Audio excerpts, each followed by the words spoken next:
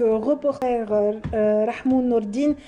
Mes invités qui viennent d'arriver ont eu la surprise d'apprendre la nouvelle de son décès il y a 2 mois. Donc, il nous a quittés, ce brillant, justement, reporter, ce brillant journaliste, également, réalisateur, et producteur de programmes pour la télévision.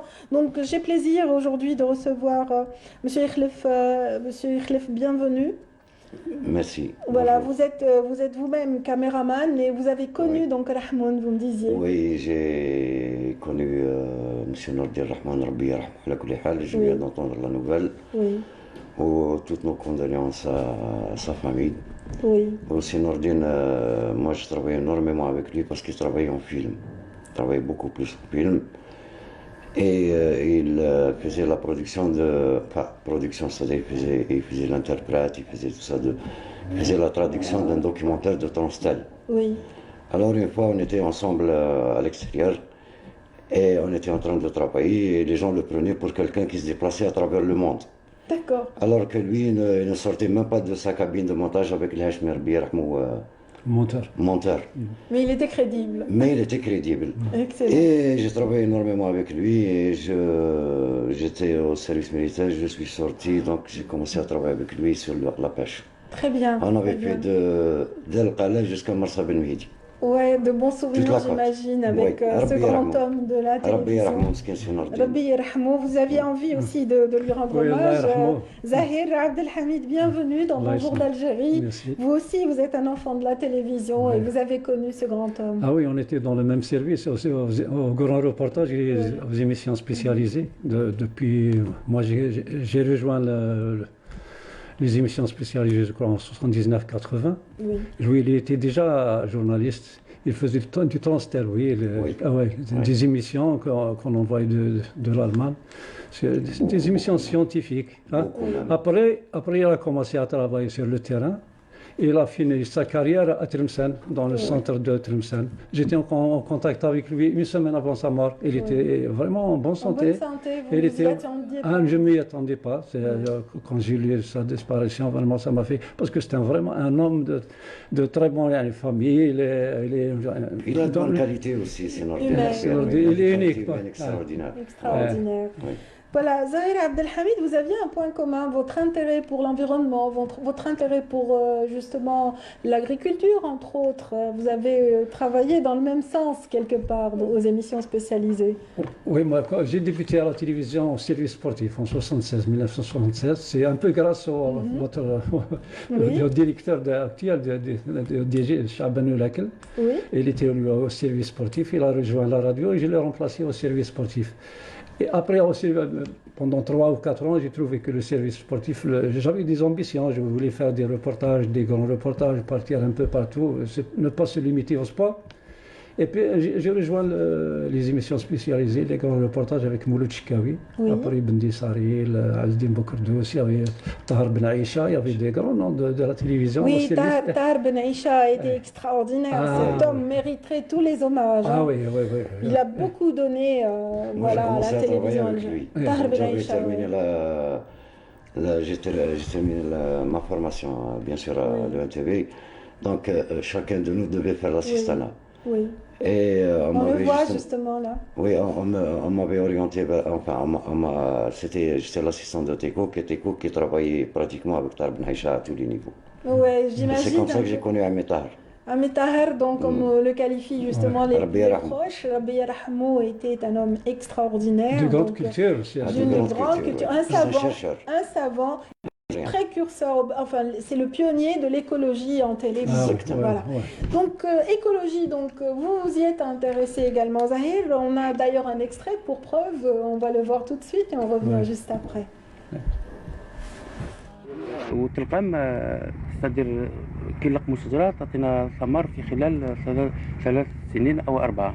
كان نغرسوها مثلا عظمة بيبا تكبر وتبطى باش دير حتى 10 سنين باش تعطي الانتاج تاعها. هذا هو لافونتاج تاع الجريفاج سادير بور هو ضروري لازم في جميع جميع الاشجار الفاكهه. ايوه، ولكن شفنا بعض الناس مثلا يغرسوا المشماش ولا العينه ولا الاخرى هكذا، يغرسوا هكذاك العظم ويخليوها هكذاك يعني خاصه العينه والمشماش يعطوا ثمار في السنين الاولى. ايوه، بعد 5 سنوات تولي الاصل كما يقولوا ليطا سوفاج.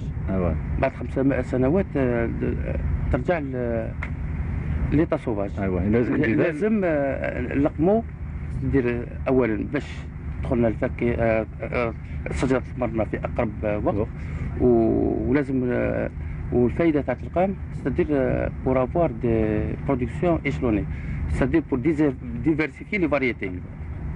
خاطر بلاد القام ما نقدروش يكون عندنا انواع بزاف. لهذا هو الفائده. Voilà, c'était là un extrait d'un travail que vous avez intitulé Le monde de l'agriculture. Vous en étiez responsable, concepteur et réalisateur à la fois. Non, j'ai remplacé en 87, j'ai remplacé Ahmed Wahed Allah yarhamou dans l'émission Al-Ard Oui, c'est vrai, Al-Fallah. Al-Ard Al-Fallah, c'était une grande émission de la télévision. Ah oui, oui. Quand lui, on l'a promis comme rédacteur en chef des émissions spécialisées. Oui. On m'a sollicité et j'ai commencé à travailler parce qu'avant, j'ai déjà réalisé beaucoup d'émissions sur les énergies renouvelables. J'ai toujours une attache à l'agriculture, à l'environnement et tout ça. Alors on m'a proposé l'Ardou Flah en 87. Là, à l'image, vous n'aviez pas un seul cheveu blanc, vous étiez tout jeune, et vous avez regagné cette grande famille de la télévision à un âge très avancé, vous aviez à peine 20 ans. À 20 ans, je faisais mes études à l'école de journalisme, hein, et puis il y avait, je crois, les Jeux méditerranéens que j'avais couverts pour un journal en étant étudiant à l'école de journalisme, et puis dans le journal Nasr. Après, on m'a sollicité à la télévision parce que j'ai commencé déjà à travailler. Et on avait la chance de travailler même quand on était étudiant à cette époque-là. Oui. Voilà. Alors j'ai rejoint les émissions spécialisées. Après, j'ai la Mosaïque. Oui. Pendant 4 ans, il y avait une émission qui était diffusée sur France 3 pendant 5 ou 6 ans. Tout à fait. Et moi, la grande émission Mosaïque, pour nos immigrés. Alors moi, je réalisais dans Mosaïque Images d'Algérie. Oui. C'est 30 minutes chaque mois pour nos immigrés, l'actualité politique et économique et tout ça, des reportages sur l'Algérie. J'ai remplacé M. Ahmed Saad, qui a été tué pendant la décennie noire, Abou Farik. C'est lui qui était le premier à réaliser l'image d'Algérie. Je l'ai remplacé en 79-80. Et après 80, j'ai commencé à faire des grands reportages, surtout sur les énergies renouvelables, l'énergie éolienne, les solaires. Oui, ça commençait un peu à faire la une des médias un peu partout. Donc voilà, je vous remercie en tout cas de témoigner aujourd'hui à l'occasion de cette fête de la télé et de la radio. Voilà, de ce passage. Qu'est-ce que cette famille de la télévision représente pour vous avec le recul? Donc cette carrière télévisuelle vous a apporté quoi dans la vie? Ah oui, tout. C'est la télévision, c'est grâce à la télévision. Maintenant, même si on a quitté, passé la retraite et tout ça, mais on a toujours des amis. Et puis on se souvient de ce qu'on a perdu pendant la décennie noire. Moi, j'étais rédacteur en chef aux émissions spécialisées. Vraiment, c'est quand on a perdu plus aux émissions spécialisées seulement, on a perdu une dizaine de journalistes tous les jours. À chaque matin, on comptait les gens qui... Voilà, ça restait dans la tête, dans les cœurs, ils sont restés dans nos cœurs jusqu'à maintenant. Quand on se rencontre comme ça avec des anciens collègues, on ne parle que de ça, de nos anciens amis. Ils sont toujours dans votre esprit et c'est très bien. Et ben, j'espère qu'ils le seront toujours. C'est de cette manière qu'ils continueront de vivre. En tout cas, nous avons le plaisir ce matin de vous recevoir également, M. Saadane Khlef, vous qui êtes caméraman, donc vous avez offert à la télévision de belles images. Vous avez été reporter de guerre d'ailleurs quelque part, en intégrant justement des émissions ou des reportages réalisés à l'étranger, entre autres celui de Mourad Chebine autour du Liban. C'était en pleine guerre. Exactement. Oui. Oui, exactement. Vous avez dit que, c'est-à-dire vous avez annoncer le mot reporter de guerre. Oui.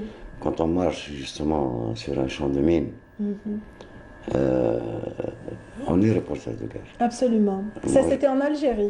Non, là-bas, pas en Algérie. Alhamdulillah. Oui. Non, parce que pendant quelques années, le déminage, il a pris beaucoup de temps chez nous. Ça, c'est au Liban. Pendant la guerre, moi, quand j'étais avec Mourad Chebine et Abdelkrim Bouengaba, que je salue aussi, quand on Donc on marchait sur les mines. On était invité chez quelqu'un. On était dans sa maison. Et une école a éclaté juste à côté de nous. Une bombe. Cinq élèves. Oh là là, Allah yarhamou. Donc quand vous marchez devant les voitures, vous ne savez pas quelle est la voiture qui va éclater devant vous. Oui. Voilà. Donc nous avons réalisé un joli documentaire à l'époque. Nous avons été jusqu'à Saïda. Oui. Donc nous avons réalisé, je pense, un bon documentaire qui a été acheté quand même par pas mal de pays. Il y a 28 pays qui ont acheté à l'époque, qui ont acheté le documentaire pour le visionner. Pourquoi? Parce que c'était très difficile de rentrer au Liban. D'ailleurs, moi j'ai retrouvé mission impossible. Dans un hôtel, et puis moi j'ai quitté l'hôtel. Nous avons quitté l'hôtel. Parce que nous ont placés dans un hôtel où il n'y avait ni carreau ni rien du tout. Donc en ce moment-là, on avait demandé à l'ambassadeur M. Blade qui était là-bas de nous héberger c'est-à-dire à l'ambassade, et en plus sous terre. Voilà, c'est-à-dire dans des abris. Voilà, des abris. Voilà. Donc voilà. Il a accédé à votre vœu. Oui, il n'y a pas que ça. Nous avons fait l'Irak, nous avons fait. D'ailleurs, l'Irak, j'étais le premier à partir en Irak, avec Kemal Ben Nissari, le réalisateur, que vous connaissez, je pense. Oui, absolument. Qu'on salue. Et puis tout ça, c'était grâce à la plus belle période de la télévision, si on veut dire, malgré que c'était difficile, que c'était les difficultés. C'est quand M. Abdou était directeur de la télévision. Et il y avait Ammar Bakhouch, notre ami Ammar Bakhouch, qu'on adore. Donc Ammar Bakhouch, c'est directeur de l'information. Oui. Donc je ne sais pas, il comptait beaucoup sur moi, ou je ne sais pas quoi.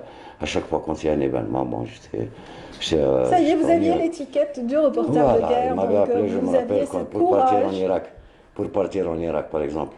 Je suis venu, il m'a appelé, il m'a dit, tu vas partir en Irak, mais sans le preneur de sang. Et moi, je dis, comment je vais partir sans preneur de sang? Moi, chez nous, à la télévision, chacun son métier. Chacun son métier. Bon, mais allez, maintenant, avec le matériel moderne, on peut quand même. Et donc, je suis descendu, j'ai dit, je ne vais pas partir. Alors, il est venu me suivre jusqu'au rez-de-chaussée. J'imagine. Donc, j'ai dit, c'est bon, je vais partir, mais la responsabilité du son, c'est là-bas. C'est bien. Et je suis parti avec Kemal Ben Nissari. Une belle expérience. Oui, on était partis ensemble à l'époque en Irak. Et ben voilà, on a fait ce qu'on pouvait. Nous avions plus qu'on pouvait. Ça a l'air simple à raconter comme ça, mais ça devait demander beaucoup de courage et beaucoup de volonté, courage. j'imagine. Moi, je vous dis une chose, je vous l'ajoute. Excusez-moi, il y a notre ambassadeur qui était à l'époque, M. Kharoubi, qui était en Jordanie. Donc chaque matin, parce qu'avant de partir en Irak, il fallait trouver le chemin. Oui. Comment va-t-on rentrer en Irak? Donc, chaque matin, on prenait notre petit déjeuner avec l'ambassadeur. Chaque matin, il venait me dire, et toi, tu es jeune, pourquoi tu vas en guerre? Comme ça, tu vas partir en guerre et tout ça. Chaque jour, il me répétait ça.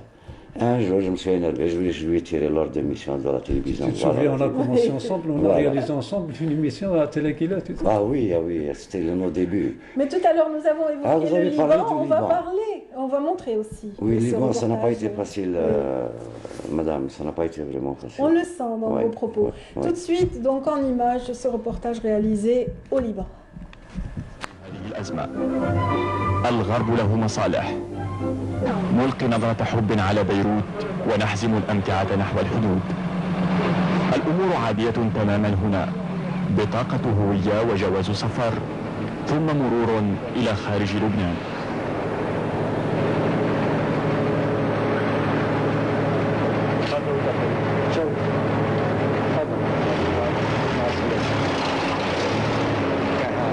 ابتسامة شرطي الحدود لهذا سنحملها معنا تحية من شعب لا زال يبحث عن السلام. نتسلم أوراقنا، نستكمل إجراءات الخروج قبل أن نودع لبنان.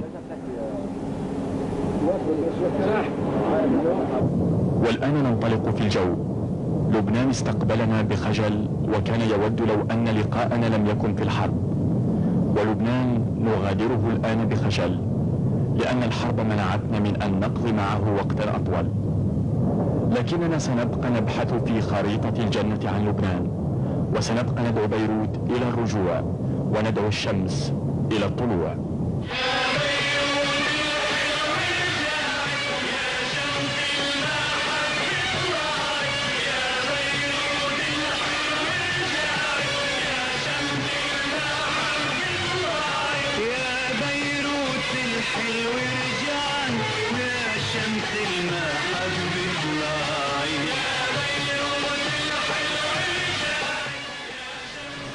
Voilà, c'est passionnant de revoir tout ça, de revivre tout ça avec vous. C'est émotionnel, surtout que je me rappelle de mes amis, de ce qu'on avait souffert à l'époque.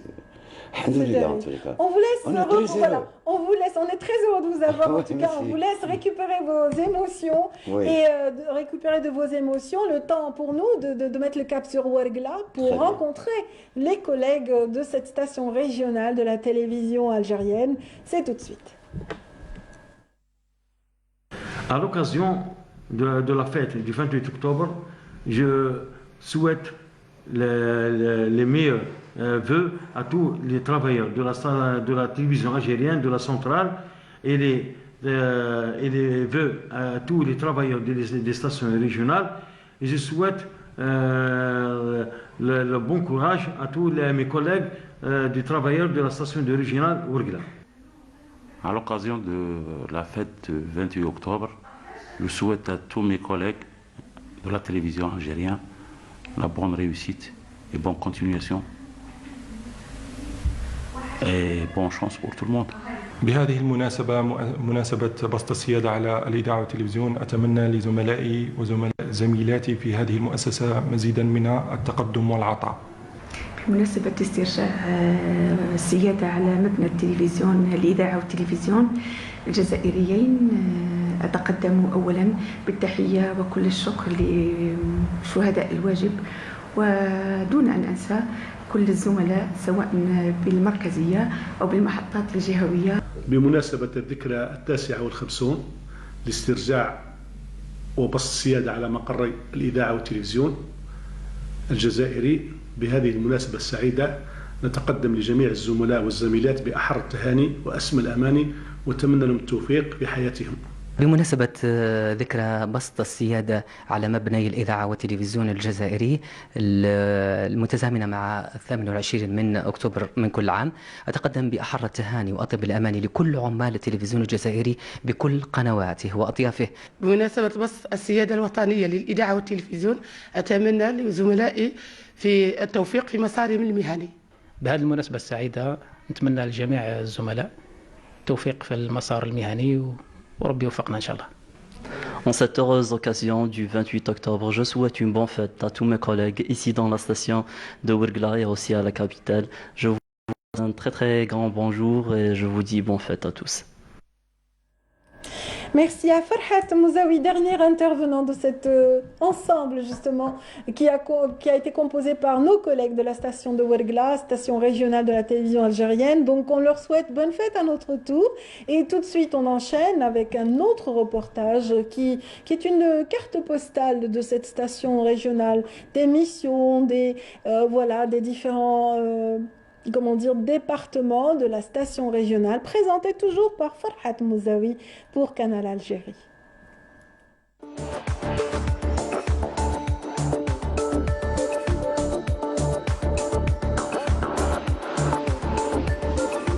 La télévision algérienne, symbole de souveraineté nationale, a commencé à diffuser ses premières émissions dès l'indépendance à partir de la capitale Alger. Le besoin de couverture nationale s'est fait vite ressentir. En effet, les zones éloignées ne sont pas ou peu desservies. Pour cela, plusieurs stations régionales sont implantées à travers le territoire national au niveau du sud algérien pour assurer la couverture.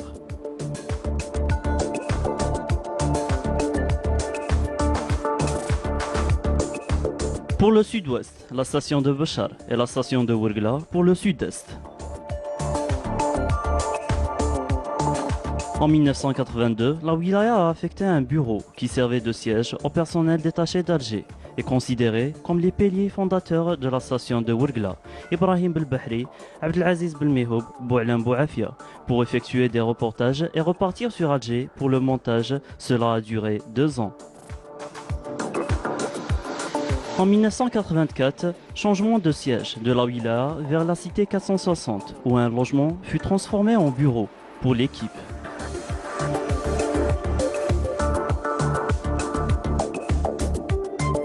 En 1986, l'extension d'activité exige plus d'espace et de personnel, et ce fut le déménagement vers la Maison de la Culture.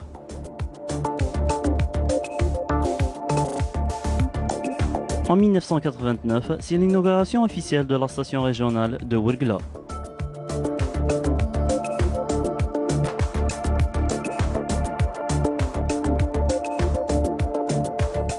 La première émission diffusée en direct depuis Gardea à travers la station de Ouargla fut le 22 janvier 1996. Émission animée par le journaliste Abdelkader Ayyad, ayant pour titre Layali Ramadan, réalisée par Filali Mustafa.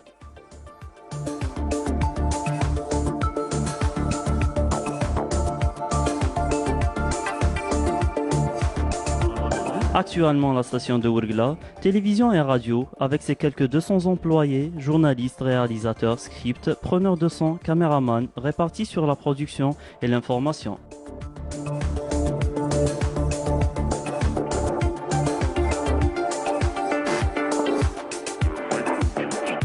La station dispose de 4 cellules de montage, d'une salle d'archives et plusieurs bureaux, sous la direction de M. Taha Chahban.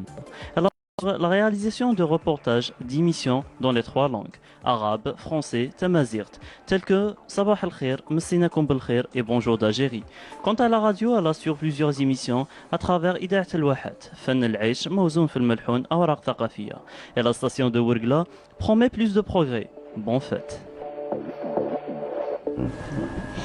Voilà, ça nous a permis un petit peu d'entrer en contact avec nos collègues de la station de Ouargla que nous saluons vraiment d'ici, à partir de cette tribune. On est en contact avec vous et on vous souhaite le meilleur justement pour la suite de vos carrières respectives. Et nous rappelons maintenant aux téléspectateurs que nous étions en pleine conversation avec 2 pionniers de la télévision. Je peux dire qu'ils ont beaucoup donné à cette grande famille de la télévision. Saad Yikhlef en l'occurrence, caméraman, et puis avec nous Zahir Abdelhamid également, donc qui est journaliste, reporter, donc et producteur en même temps. Donc voilà, on me dit à la régie qu'on a des images à montrer. Vous demandez de commenter. Allez, on va passer la première image. C'est-à-dire on doit commenter directement. On va commenter directement les images. Alors, ça c'est vous. C'est moi, c'est chez les Zoulous en Afrique du Sud à Durban. Oui. Voilà, il y avait une grande manifestation là-bas et ils sont venus. On vous sent dans votre élément en Afrique, hein? Ah non, j'étais à l'aise partout dans le monde. Absolument. Là, c'est un autre lieu. Là, on accompagnait le président Cheli Benjdid. Oui. On nous dit d'aller en Libye en une journée. On est parti, finalement on avait passé la nuit en Tunisie et en fin de compte à Bousfar. D'accord. Donc on est revenu avec Cheli là-bas parce qu'il était parti pour ramener Kadhafi, il ne voulait pas venir et en fin de compte la nuit il est venu. Ah, d'accord. Là ils nous ont proposé de partir directement au Maroc parce qu'il y avait... Et on avait refusé parce qu'on était parti juste pour 24 heures. Oui. On est revenu, on a demandé une équipe qui était partie avec eux au Maroc. Oui, ce sont les contraintes de ce métier. Beaucoup de surprises, beaucoup de pression. Alors là, c'est à Dubaï. D'accord. Là, c'est à Dubaï. Comme vous le constatez, moi, je suis souvent après le travail, je suis seul, je marche seul. On est décontracté après. Oui, non, je me sens à l'aise partout. Voilà, je sais. Ah là, c'est avec mon grand. C'est Ammar Bakhouch. Il est adorable comme... oui, c'est un journaliste avec lequel je travaille énormément. Donc c'est un adorable Ammar Bakhouch, voilà. Et c'est moi, là il est au Sénat. D'accord. Donc je suis descendu. Et puis des artistes, bien sûr. Là c'est Zahir. Ouais, c'est le tour de Zahir, ça. Les cheveux longs, c'était à Constantine, je crois, en 1980, avec la grande chanteuse Touria. Je réalisais une émission sur Constantine. Alors j'ai préféré, au lieu qu'elle soit avec moi à chaque tournage, il nous a accompagnés un peu partout. Et là, il nous a chanté même une grande émission. C'était pour Mosaïque. Très bien, pour l'émission Mosaïque, oui. C'est nos collègues techniciens. On était au Club des Pins, je crois, à l'occasion des présidentielles en 79, en Hongrie. Voilà, je suis avec Sadin. Là, c'est à Tamarasset. C'est une émission de FR3 que Zahir réalisait à l'époque. Mosaïque. Donc on avait passé près de 21 jours là-bas à Tamarasset. Tamarasset, donc j'imagine le nombre de beaux souvenirs que vous devez avoir. Ah voilà, moi je suis avec l'épée là, avec un autre guide. On avait un guide. Moi avec le chef. Mais je vous dis une chose, ce guide on lui posait la question, on lui dit quel est le pays dont vous rêvez d'aller voir. Il nous dit Tizi Ouzou. Ah pour lui c'est carrément une autre région. Oui. Ah, ça c'est Mohamed Sghir, Mohamed Ismaïl et moi en Chine. On a réalisé un grand reportage en Chine en 85 sur la muraille de Chine avec un Chinois.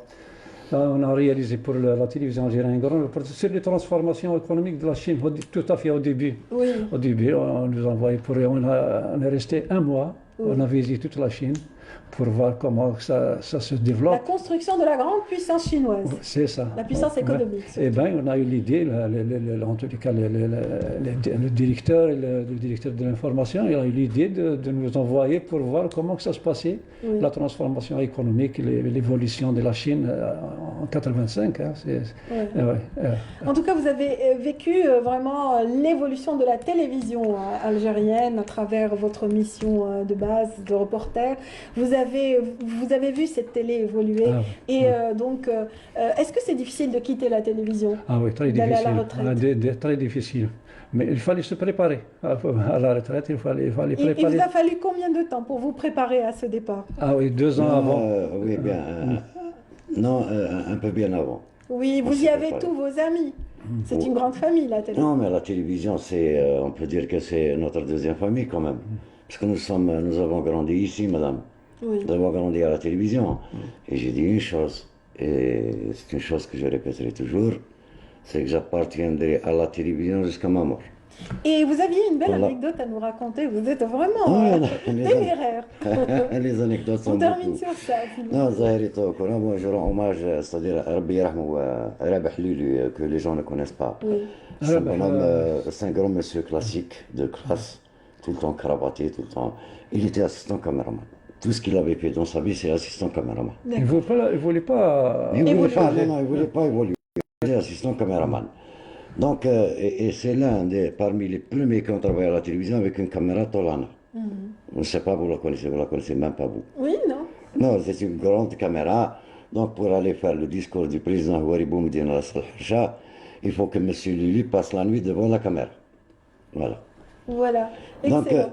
Donc, Lulu était un peu le chouchou du service et tout ça. Un jour, il est parti pour couvrir juste à l'aéroport. Il couvre avec l'équipe et il revient. Donc, il est parti, je pense, en Mauritanie avec le président ou un ministre, je ne me rappelle plus, parce que c'est une histoire qui m'a été racontée. Eh bien, l'équipe est revenue, lui, il est monté dans l'avion, il n'avait même pas de papier. Et il a séjourné sans papier.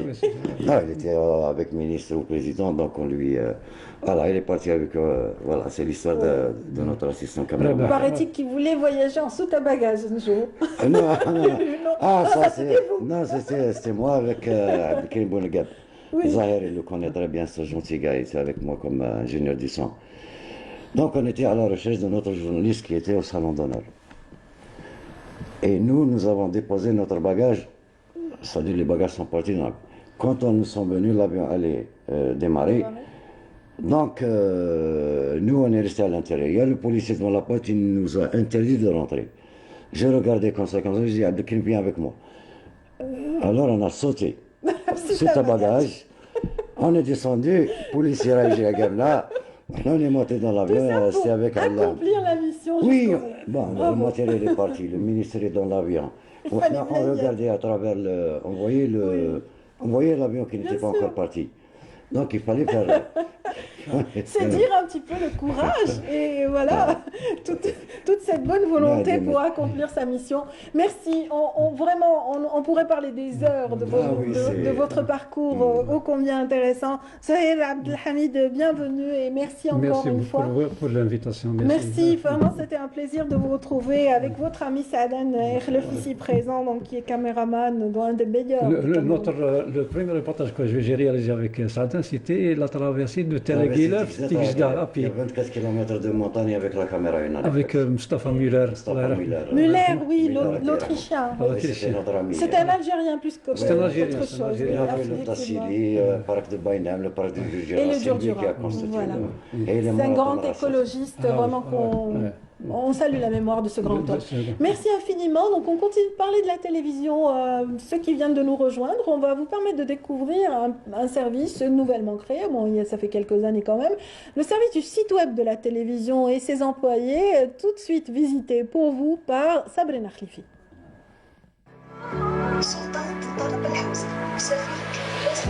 Biographie de Fadela Zeria, Blaha Houari, Allah yarhamhom. et beaucoup d'autres artistes algériens réalisés par notre collègue Kahina Meddouni du service production du service web de la télévision algérienne. Le site web de la télévision algérienne existe depuis 2007. Mais ces dernières années, depuis 2020 et 2021, on a quelque chose de nouveau, c'est le service production. Ce service fait beaucoup de travail, il réalise beaucoup de vidéographies destinées au web et destinées aux réseaux sociaux. Le service production réalise beaucoup de vidéos. Alors c'est des vidéos qui n'ont pas de relation avec les news. Alors on travaille à base d'archives, comme ces vidéos-là, des artistes, et on fait et on réalise aussi des vidéos historiques et culturelles et sociales. On travaille en collaboration avec des stations, comme la station d'Oran et la station de Constantine. On est des journalistes de formation et on travaille avec des techniciens. Alors on a des infographes et des vidéographes et en plus des équipes techniques comme des caméramans et des techniciens de son. Les réalisations du service de production viennent s'ajouter aux multiples tâches qu'accomplit le service web. La télévision algérienne, depuis quelques années, a élargi son service public par la création d'un site web et qui s'est développé avec le temps pour devenir un service. Et après la création de la chaîne de l'information, c'est devenu une direction adjointe chargée du multimédia. Le PTV s'est aligné avec les plus grandes chaînes mondiales en créant son propre réseau et afin d'élargir sa présence médiatique. On a presque 4 millions d'abonnés sur notre page Facebook et presque 1 million d'abonnés sur notre chaîne YouTube. Et vu ce nombre d'abonnés, on était obligé de satisfaire la demande de nos abonnés. L'élément majeur des journalistes du service est la rapidité. On traite l'information avec une rapidité. On assure que l'information elle est juste et on balance. Chose que le site web a joué un rôle très important pour démentir des informations fausses, de fake news.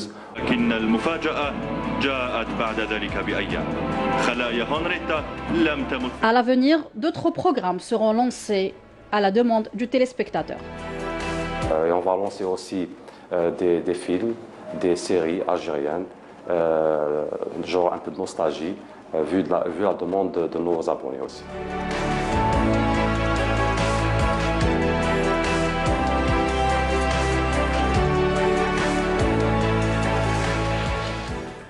Et nous arrivons presque au terme de cette émission, qu'on termine en beauté avec une présence féminine, enfin une autre présence féminine dans cette émission. Donc après Aïcha Kasser, voici donc Nawel Mbarek qui vient à la rencontre des travailleurs de la télévision en ce jour vraiment spécial. Bienvenue. Merci pour l'invitation. Voilà, pour ceux qui ne vous connaissent pas, on rappelle que vous êtes chanteuse, donc auteur, compositeur et interprète. Donc oui. Vous jouez sur plusieurs registres et c'est excellent. Merci beaucoup. Voilà, on est ravis de vous recevoir aujourd'hui et surtout que ça en vaut la peine. C'est pour un travail caritatif quelque part, parce qu'il y a un investissement d'une artiste, mais aussi un travail en faveur des malades que vous voulez annoncer aujourd'hui. Oui, pour moi c'est très important et nous sommes tous concernés par la maladie du cancer. Donc pour la lutte contre le cancer, comme c'est encore le cancer tue encore aujourd'hui beaucoup de femmes du cancer du sein parce qu'on est en octobre rose. Tout à fait. En ce mois-ci, c'est pas... J'ai menti. Moi aussi j'ai mon Oui, j'ai remarqué, c'est tout mignon. Donc c'est très important de faire le dépistage très tôt et voir s'il n'y a pas de problème. Et c'est un sujet qui me touche tout particulièrement et je pense que ça touche tout le monde dans le monde entier. Ça vous a poussé à écrire et à composer une très belle chanson. Oui. Ce sont vos paroles qu'on va découvrir maintenant. Oui. On va l'écouter un peu ? D'accord. Parfait.